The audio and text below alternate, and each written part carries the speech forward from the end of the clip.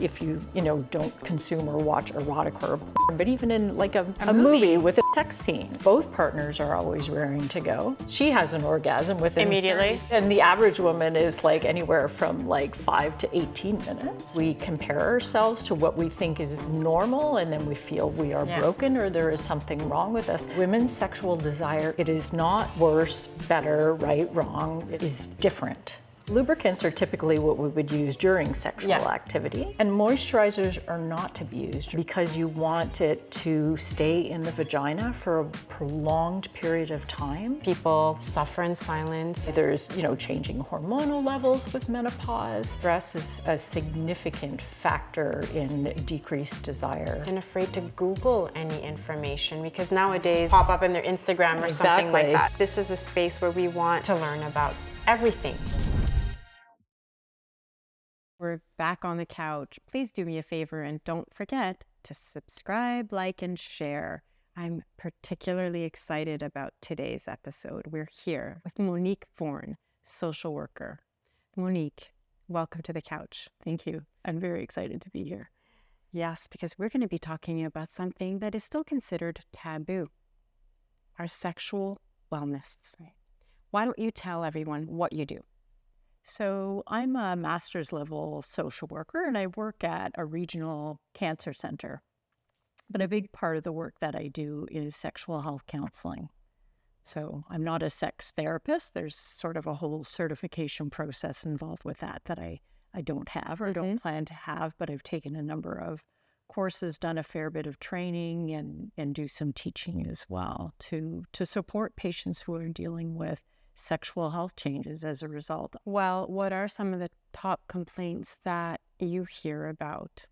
So I work with both men and women, but specifically for women, it's a lot of those changes that come with menopause. So probably the main concerns are vaginal dryness, pain with intercourse, or what we call dyspareunia, and decreased libido. Or sex drive. So I would say those are probably the most common concerns and reasons that people come to see me. And I think those are things that everyone who's going through a stage of menopause can relate to on some level. So this is going to be beneficial to our entire audience. Yes. But really glad that we're making sure we're supporting women who are either cancer survivors or going through the treatments. You mentioned vaginal dryness and loss of libido, which that term in and of itself I sometimes have trouble with, but maybe loss of desire. Are they interrelated? Are they completely separate things? Do you want to walk us through that? I think in a lot of ways they are related because, so take, for example, vaginal dryness. Well, vaginal dryness tends to be the number one cause of pain with intercourse. That's the dyspareunia that we also talked about. Well, if you're having dyspareunia and penetration hurts, so you're associating sexual intimacy with pain, that's just a perfect way to erode any spontaneous desire that you may still have for sex. Mm-hmm. So I very much think it's interrelated. And one of the first things I suggest to women is really working to bring good moisture and health back to the vaginal environment.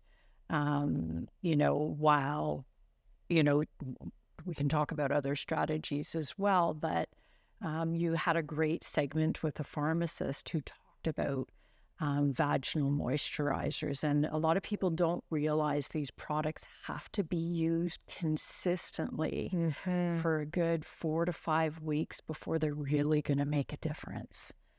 Before I have a lot of women who come in and say, I tried this one.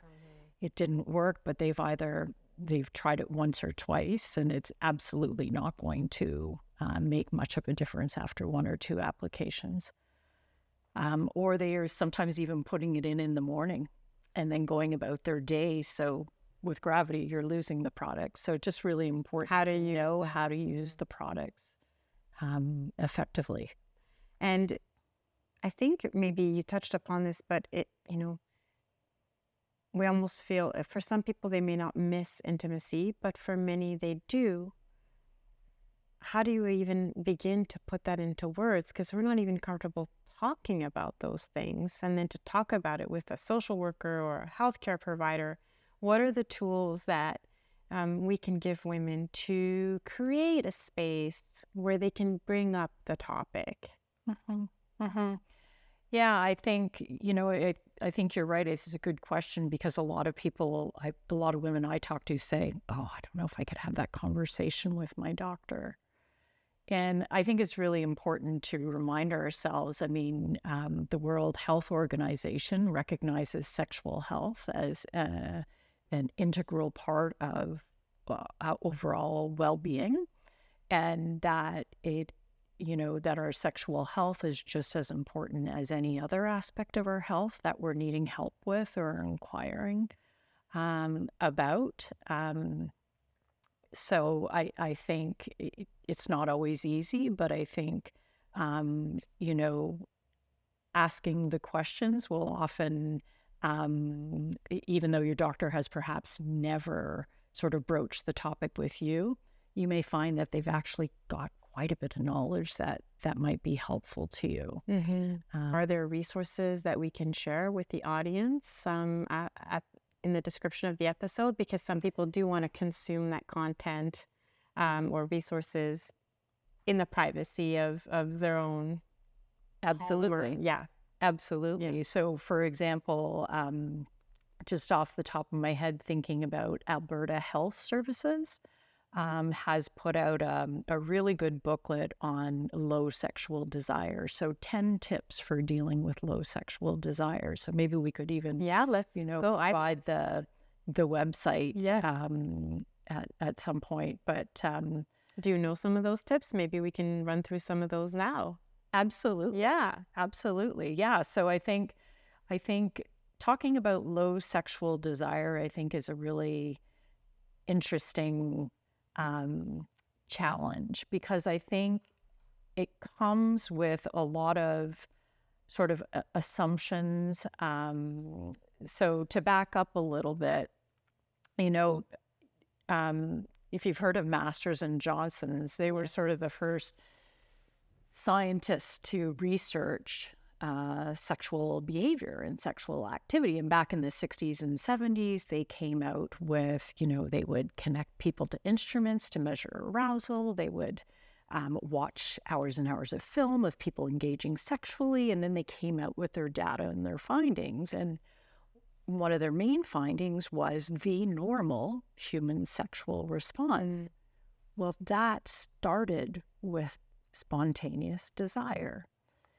And so I think, we have come to believe that there is something wrong with us if we don't have a spontaneous desire or a horniness that just shows up. Yeah. Or an urge that just shows up. When in fact, we know that for about 75% of men, they do have that spontaneous urge or desire, whereas for women, it's more along the lines of 25%. So I think one of the first things to really be aware of is that maybe we need to shift in terms of what we think of as normal. I'm sure you've seen it too, like articles or posts about this, epidemic of low sexual desire in women that we have. And it just perpetuates the fact that we're somehow broken. Exactly. And the media, or not normal, which you've just told us that's only for 25% at best, I would say. But if that's the data, I'll take it at face value. Exactly.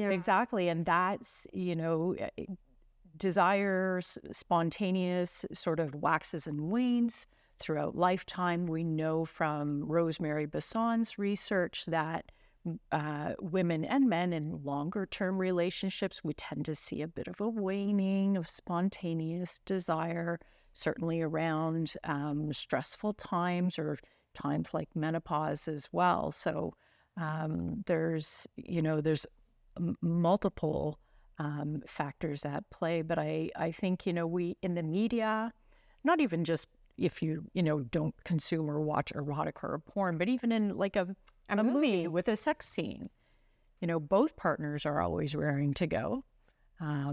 She has an orgasm within immediately 30 seconds, right? And the average woman is like anywhere from like 5 to 18 minutes, right? So I think, in other words, we compare ourselves to what we think is normal, and then we feel we are broken or there is something wrong with us.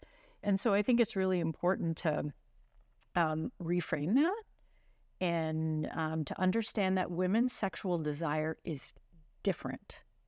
It is not worse, better, right, wrong. It is different. And it's actually a bit more complex than it is for a lot of men. And in terms of it sort of also being related to what might be happening within your relationship, the context, are the kids going to barge in? How are you feeling about your body, and about yourself? Where's your stress level at? And we know that from Dr. Lori Brado's work, and I'll mention her book at some point, but she talks about how stress, certainly there's, changing hormonal levels with menopause, but stress is a significant factor in decreased desire. And midlife is a storm. I think it's a storm of, there's the hormonal changes, but it's usually a very busy time. You're kind of getting towards top of the career, or you're caregiver to aging parents or dependents. Right. And so it's that perfect storm of stress. Exactly. Yeah. Exactly. And so Dr. Lori Brado, so she's an excellent researcher and clinician out of British Columbia, but she's done a lot of research in women's sexual desire and low sexual desire. And she's developed a mindfulness-based program intervention specifically for women who are dealing with low sexual desire. And so I often recommend this book to my patients. It's what I like about this one is it's a workbook. So it can be hard to attend her program. She's in British Columbia. Yeah. There are a few practitioners trained and offering it in Ontario, but this makes it more accessible to more people, certainly. Fantastic. We will put the link to this book. That would be great. Yeah. So seeing really good results. So this is a mindfulness approach. It's not a pharmaceutical intervention, which I also feel like would speak to so many members of our audience. Absolutely. There is more than one approach. Absolutely. So you mentioned the 25% spontaneous. So let's call it the 75%. What is the term that we would use for the opposite? Is it just called non-spontaneous desire? What's the term? Good question. Yeah. You would call that a receptive desire. Receptive desire. Okay, so and that's a really good question, because I didn't know that word. Yeah, so this is Rosemary Basson's work, and so it's similar. Good way of understanding this is the appetite for sex can be similar to the appetite for food. So if you're not hungry and I put a big plate of food in front of you, that's a turnoff, right? But if I were to put a few crackers and cheese and a few grapes and you just slowly started to nibble, that's nice. I'll have another one. Maybe I'd like some more. And so what you're doing there is you're stimulating the appetite for food. And the same is true with the appetite for sex.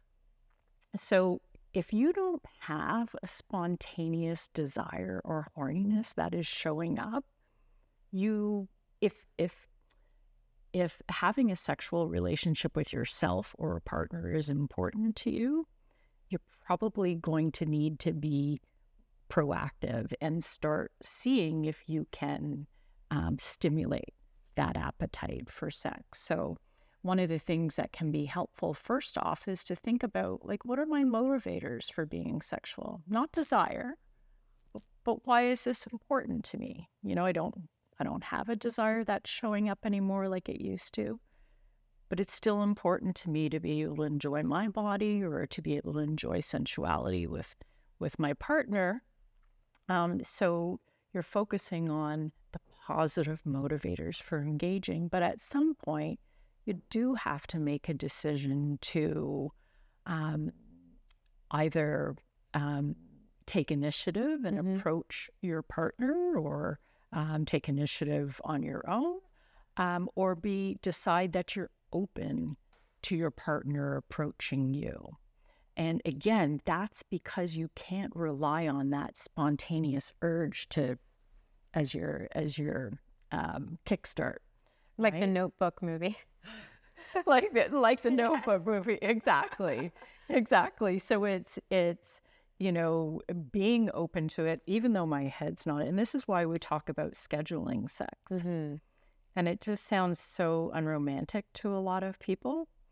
But again, if you can't rely on urges showing up to kind of take you there, then the reality is most of us in our busy lives, it's at odds. It's the first thing that goes on the back burner, right? Scheduling that in when you can barely schedule exactly 52 things you have on your mind. Yeah. So how do we reconcile that? It's a little bit the same with exercising. Actually, there are some analogies there. You mentioned food. That's a great metaphor. Same with exercise. We say, well, just get up and do it. You can do it. Just take that first step and go for a walk. So what would we say for, okay, schedule it, but what can help me get from I miss it, I'd like it, how do I take that first step towards the scheduling and the receptiveness moment? Yeah. So I think it's I think it might be helpful if you have a partner to talk about who's going to initiate.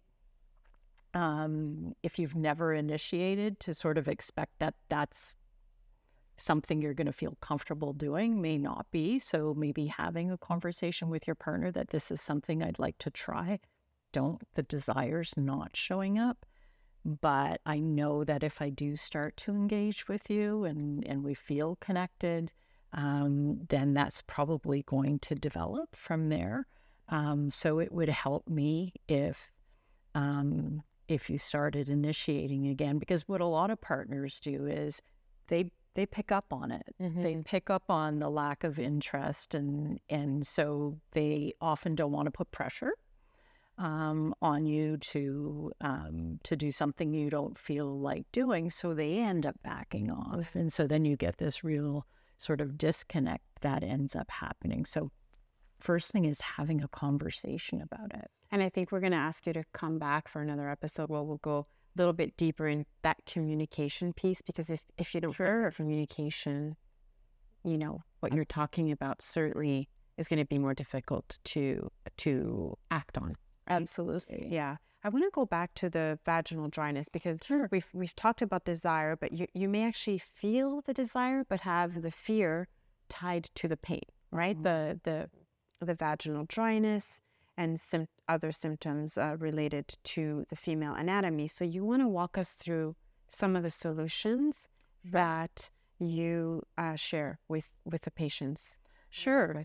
So with vaginal dryness, probably the two main, so it makes sense, right? Because our vaginas change with a decrease in estrogen and other hormone changes. But we certainly see sort of a drying of the tissues in the vagina. The walls tend to be less elastic, less thick, less moist. And so hence that's why sex isn't as comfortable. Penetration isn't as comfortable for some women, not all women. Some women are okay. So I always say the first thing is, are you using a lubricant?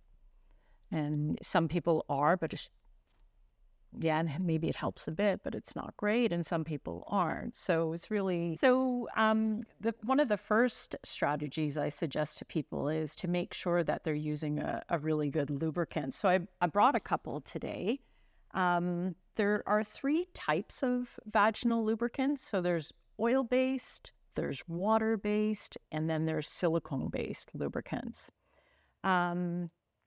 I have found just sort of anecdotally with my patients that the preference is for silicone-based lubricants. There's some good research in around women with gynecological cancers who experience probably even more pronounced vaginal changes, who tend to do better with silicone-based lubricants. But I thought if you wanted to, you could even try a little bit on your fingertips. So this is your water-based. I'm going to go like this. Yep. There you go. It's this one. So this is the water-based. Yeah. And what you'll notice about these, and a lot of this is personal preference, and a lot of this is trial and error. And what I love is if you have the nerve to do it, going into a sex shop can be really helpful. First of all, the staff are often incredibly knowledgeable. Yeah. But often around the front desk, they have all kinds of samples of various lubricants. And for $1, find at the drugstore. Exactly. Yeah. Exactly. You're investing instead in a large bottle, and you're not sure whether or not you're going to like the feel of it. Okay. So water, the reason water is probably not as effective is because water gets absorbed into the walls of the vagina. It gets absorbed into the skin with friction. It evaporates. It gets absorbed into the skin of the penis, if that's what you're using for penetration. So there's a reapplying that has to happen. Whereas silicone can't get absorbed into the tissues of the body. So this one? So that's the silicone one. Important to know about silicone is it can stain. It's almost like use your oil sheets. Don't use your best satin sheets. Exactly. So you can see, in fact, I shouldn't have rubbed off the water, but you can see how this is sitting. Yeah, it tends to be smoother. It tends to stay slippery without having to. Sometimes the water base will go a bit sticky once they're drying, and whereas this tends to stay more slippery and smooth. So, but again, some of it is personal preference. Don't be afraid to try. Exactly. Teresa told us that. You're telling us that. Then let's hope the audience there's no shame. I think there is some shame in it's and I don't know if this is rooted in some deep internalized notion of what it is to be female and spontaneously desiring, but the idea that you have to have help, that it's not produced from your own body, can be embarrassing perhaps for the woman. But I also think deep there might be a fear that you are making your partner somehow feel like they're not good enough, or not bringing you enough arousal. Yes. And that's why the communication piece is so important around that. It's just like for a lot of women, they find that the stimulation that really used to get them going before menopause just doesn't do it. And so we talk about maybe adding a vibrator. Well, there are some couples for whom partners might feel threatened by the addition of a vibrator, whereas it's really just about enhancing everyone's pleasure. And the other piece of it is vibrators aren't just for women; they can be really arousing for men too. But I think you're right. And that's why it's so important to communicate. All this information is really great for us as women, but we need to educate our men. We do. We will. We'll talk about how to educate our men in the next episode. So basically, the bottom line is there's the water-based, there's silicone-based. What do you recommend to women in terms of, we hear of DIY stuff, that there's the Crisco oil, what do you get these as questions, or what are your recommendations there? There are a lot of women who use coconut oil, for example. And I just have done like a lit search around it, and there just isn't enough research around this yet to. I mean, ultimately, it's up to women. So some women do use like a coconut oil on the outside of the vulvar area. Some women are so dry that walking or sitting is painful. Yeah, right? It's not just about intimacy. It really isn't. That's what we have to drive home, is sexual health is health, period. Exactly. Yeah, so it's not even about the woman who is sexually active, right? It might not be. Yeah.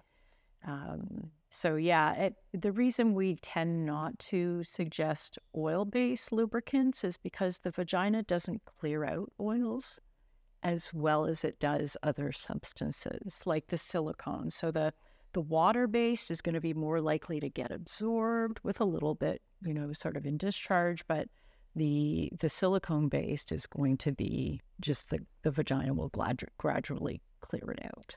That's a really good piece of information. Thank you for sharing that. I know that you also brought other tools that can help because the vagina can atrophy.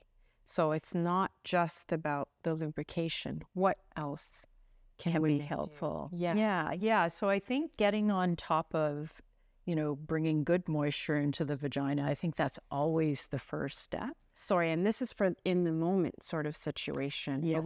Before we get to other tools, should we talk about the moisturizers?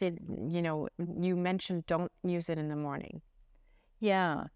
So you're right. So lubricants are typically what we would use during sexual activity.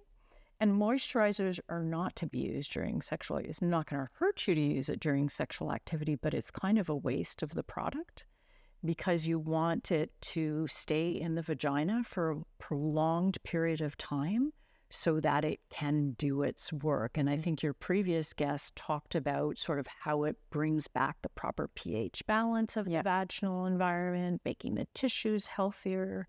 There's almost like a exfoliating, sort of a sloughing off of some of the drier tissue cells that happen. So it's a real process. So yes, a lot of women, especially if they find a lubricant alone isn't enough, really benefit from using a moisturizer as well.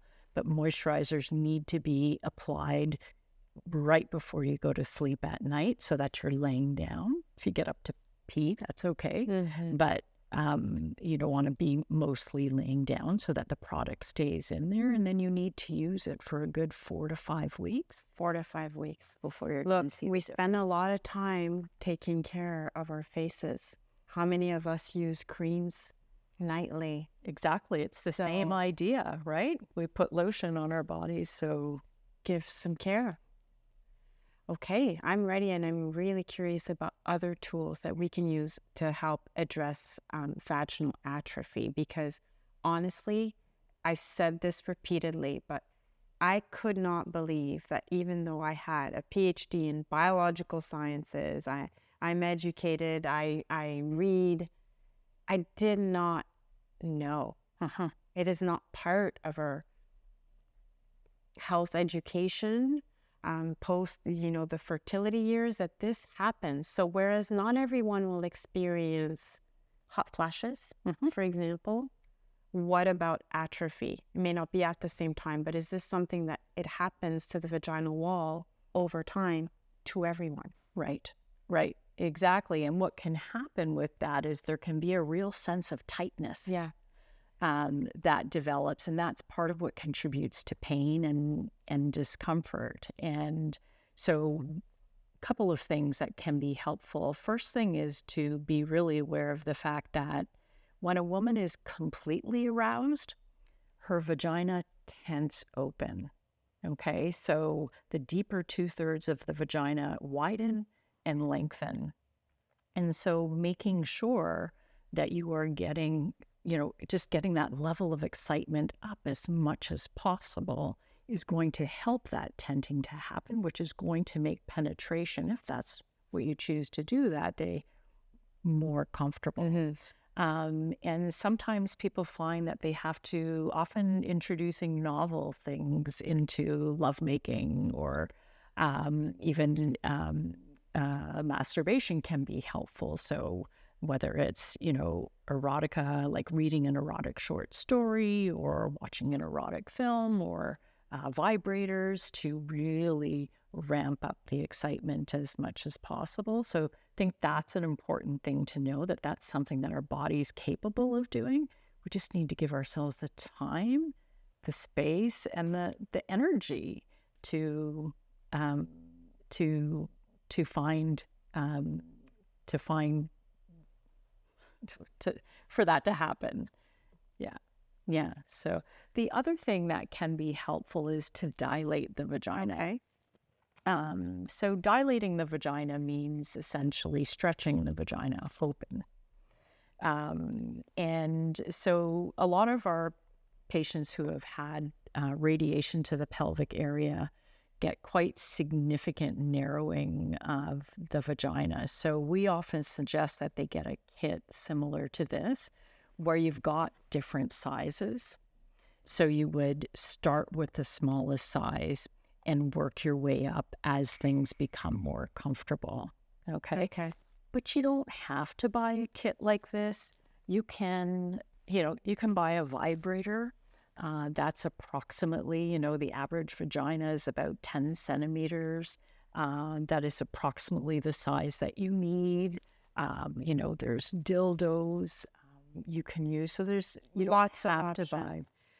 With respect to the dilators, would it be important to discuss this with your doctor, the person in charge of your care, in terms of the sizing? Like, is this something you can just decide on yourself, or is this something that you need counseling on? Yeah, thank you for bringing that up, because I think that's a really good point. I think the first thing any woman should do if she's having pain with penetration is make sure she's had a recent pelvic exam, and we know that the tissues are healthy, and so that's a really good point. And to have a conversation with your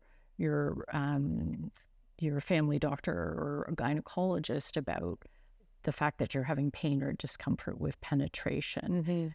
In terms of using the dilators, and is it safe to do so? I mean, if you think about sort of your vagina is able to accommodate a dildo or an erect penis or fingers, whatever you were using for penetration. So that's why I think starting slow and with a smaller size. So what you would do is sort of take a size that you feel you would want to start with. You would apply, a generous amount of lubricant to it. And then you would also I always like to say, put a good gob of the lubricant on your fingertips or your partner's fingertips if your partner's helping you with this, and put that just into the opening of the vagina, so that when you insert, you're drawing in, you're pulling in all of that good moisture. Now, inserting it into the vagina, that might feel like it's enough. If it feels really full, then that's probably where you need to be for that day. And you can, leave the dilator in for 5 minutes. Okay.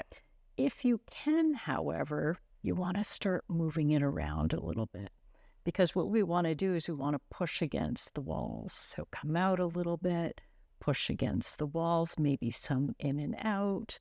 Again, because that elasticity is less in the walls of the vagina, it can help with that. So that not every woman needs to dilate the vagina, but for some women, they find that things have become quite tight and uncomfortable. So dilating and opening the vagina. It's often like women will say, we had sex one day and then the next day we had sex again and it didn't hurt. And that's because sex or penetration is dilating, right? Right. So your vagina was dilated. Well, I think it's really great that you brought these tools and shared, because I do think that a lot of people suffer in silence and don't necessarily know that these are available. Okay. I had one community member say that she was even afraid to Google any information, because nowadays with Googling, if you have family members and on the same IP address, they're going to see what, it's going to pop up in their Instagram or something like that. So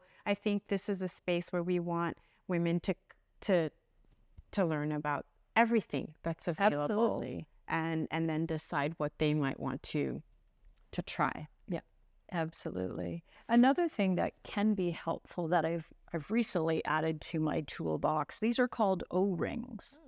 And so some women with menopause also have the sensation that the vagina feels shorter.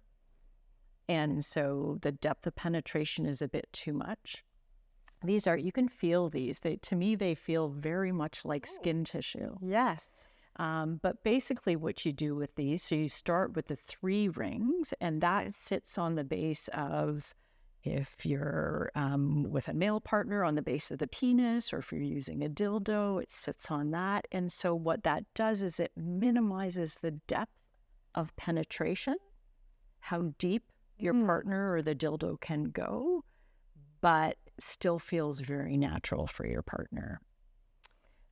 And then you can reduce if you feel like, okay, let me see if I can reduce the length of it. And so you would remove the rings one at a time. Yeah. Really interesting. Absolutely. So this is a newer tool? A newer tool to me. Yes. Newer tool to you. Yes. Certainly new to me. I'm going to guess new to some of our audience. So thank you for sharing that.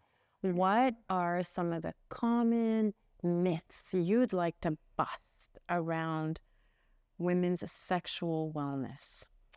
I think for me, the big one is, specifically in midlife. Sorry, because there's so many. We could have you come back. Yeah. Like 50 hours about it, but through midlife, perimenopause, and menopause. Yeah. Right. I think the main one is, to be really kind and gentle with yourself, that if you're not having a spontaneous desire for sex, it does not mean you have a problem or you are abnormal. It is in fact more common for women's sexual desire to wax and wane throughout life. And it doesn't mean you don't have sexual desire. It's just not a spontaneous desire. It's that desire that needs to be fueled or stimulated. Any other myth?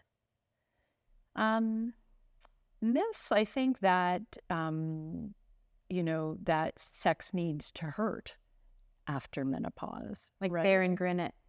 Yeah, and I think we do this as women. I think it's part of how we're socialized, right? We just push through it, and we talk to women about really being careful about pushing through this kind of pain with penetration, because what the research is actually showing is that what happens is you get these new neural pathways laying themselves down. And so your experience of pain, every time you push through that pain, increases. So I think, we are very penetration and orgasm focused in our sex in North America. Yes. And I think if we, we're less goal oriented and more focused on, until you maybe get a moisturizer on board and start sort of bringing the health back to the vaginal environment, it's an opportunity to explore all kinds of other ways of being sexual with a partner that don't necessarily have to involve penetration. And that is the perfect segue for our next episode, where we will go deep to the relationship part. But for today, I want to end our episode with the question, which is, Monique, what makes you feel beautiful?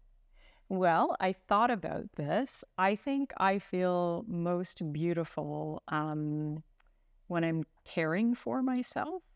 And I know that sounds cliche, but for me, it's like when I'm on my yoga mat and I'm anchoring to my breath and to the physical sensations in my body, or if I'm on a massage table and getting a lovely massage. So I think it's often when I'm doing things that are just for me, where I'm not feeling responsible for anybody else. Well, that is not cliche at all. And thank you for sharing. You're very welcome. Thanks for having me. We look forward to having you back on the TTOM couch. Thank you. Lowered desire in midlife is really top of mind for many community members. There's biological reasons, but this book made me realize that it goes way deeper. I wish I'd discovered it a long time ago. It's called The Pleasure Gap by Catherine Rowland, American Women and the Unfinished Sexual Revolution. What I love about this is that she talks about uncomfortable truths. We've been conditioned to think a certain way, and that really does impact our right to pleasure in the bedroom. So if you're looking for deeper discussion, what pleasure is, what desire is, and how to achieve it, this book is for you.